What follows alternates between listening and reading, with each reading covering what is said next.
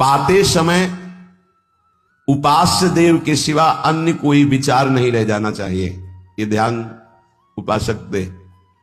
इसीलिए नाम कीर्तन चला दिया जाता है। चलता है नाम कीर्तन, नाम कीर्तन चला दिया जाता है कि आपका मन किसी विषय का चिंतन न करने पावे, नाम कानों में पड़े और चिंतन नाम का हो।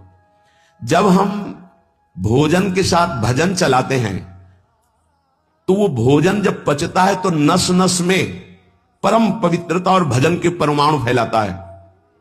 अब जैसे आजकल भोजन की प्रथा, जूता मोजा वही सोच में पहन के गए हैं, वही लघुशंका में, और वही होटल में बैठ के वैसे ही जूता मोजा, वही कपड़े, वैसे ही बनाने वाला क्या भाव वाला है, कैसी पवित्रता रखता है, और पाने वाला क्या भाव रखे हैं और कैसी पवित्रता है, इन सब का प्रभाव भोजन पे पड़ता है। अगर भोजन ठीक नहीं तो बुद्धि निर्णय नहीं कर पाएगी ठीक। अरे कहीं भागा थोड़ी जा रहा है भोजन। धैर्य पूर्वक चिंतन करते हुए, नाम चल रहा है तो उसी नाम का चिंतन करते हुए आप प्रसाद पा रहे हैं, कोई काम चिंतन कर रहे हैं, वही प्रभाव आपके अंदर पड़ेगा। हमारी पद्धति रही है प्रसाद पाने की, चाहे जितना पवित्र हो, पर भोजन पाने के पहले हाथ पैर धोए गए, कुल्ला किया गया, पवित्र हो करके फिर वहां बैठ करके पद्धति थी, आसन पीढ़ा चटाई बिछा दी गई, पवित्रता पूर्वक बैठे, भोग सामने आया, भगवद अर्पित प्रसाद है तो जय जयकार और कीर्तन करके पा रहे हैं।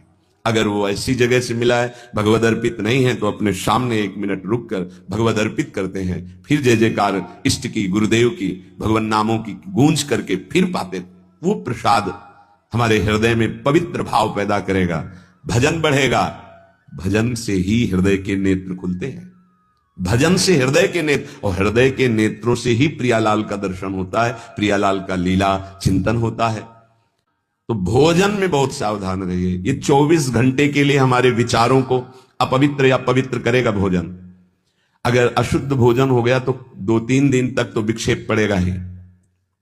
अगर बहुत ही निषिद्ध भोजन हो गया तो हो सकता है कि भजन भी रुक जाए, विक्षेप क्या रुक जाए, ऐसा ऐसा भोजन होता है। भोजन बहुत संभाल के, भले भूखा रहना पड़े तो अच्छा है 1-2 दिन, पर ऐसा भोजन ना होने पावे जो हमारे भजन को छीण करे। प्रायः जब श्री जी की शरणागति दीक्षा दी जाती है यहां, तो पहला कि तुम्हें 11 माला गुरु मंत्र के तो करने ही हैं, दूसरा 12 पद चतुरासी जी के पढ़ने ही हैं पक्का, तीसरा तुम्हें